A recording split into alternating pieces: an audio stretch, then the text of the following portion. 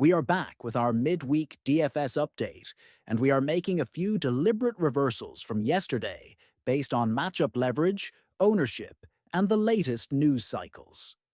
We are moving back to Lamar Jackson at quarterback at 6,700. We pivoted to Drake May yesterday for the opponent rank of 32. But the field is going to chase that, and Lamar gives us leverage at just 7.8% ownership with the same ceiling path.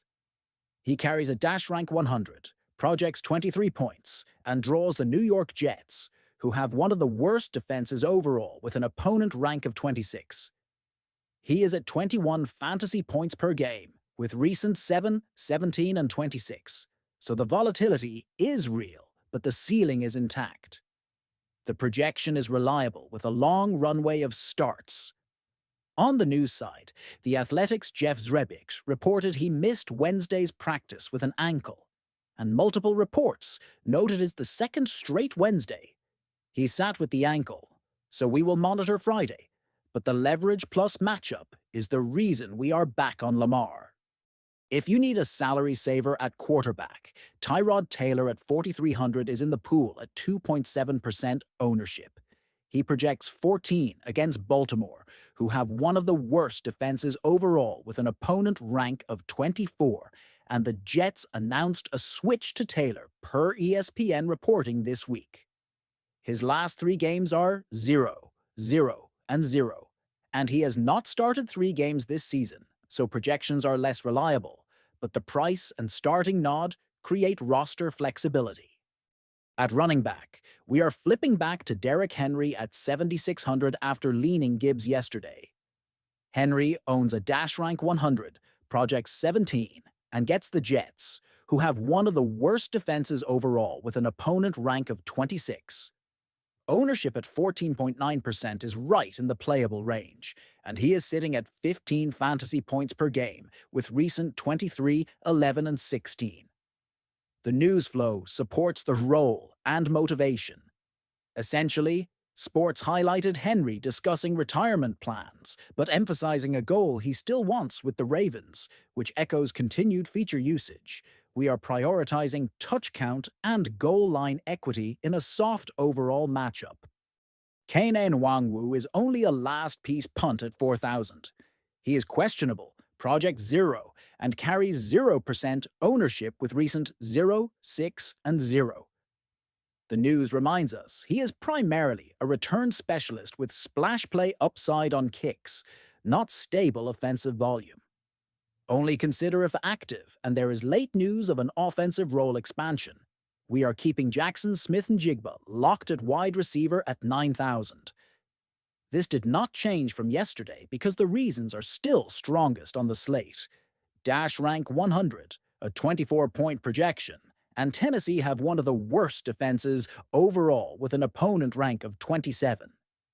Ownership around 9.5% is perfect for a 24 per game producer with recent 24, 20, and 25. The news backs the optimism. Essentially, sports said they nearly nailed his projection last week, and again listed him among the best matchups.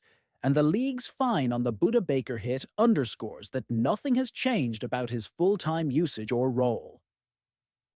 We are pivoting back to Travis Kelce at tight end at 5,000.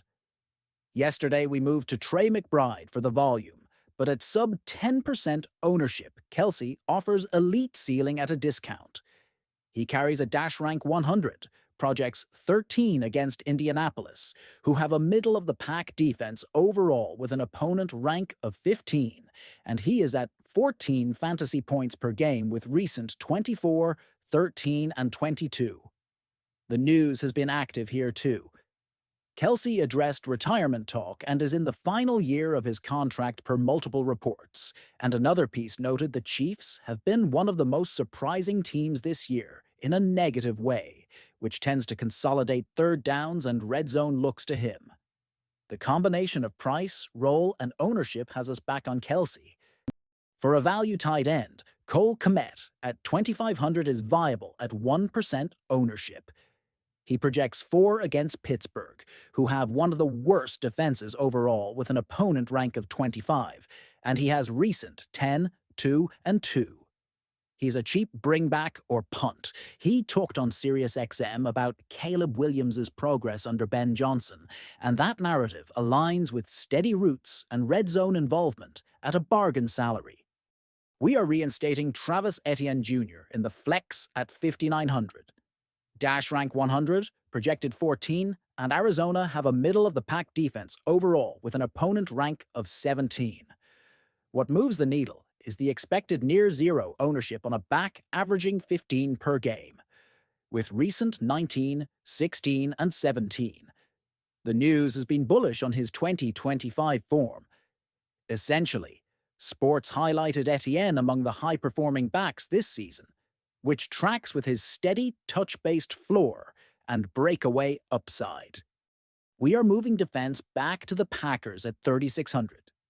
Minnesota have one of the worst defenses overall with an opponent rank of 29, and we are playing for short fields and mistakes with ownership at 4.03% and a projection of 8.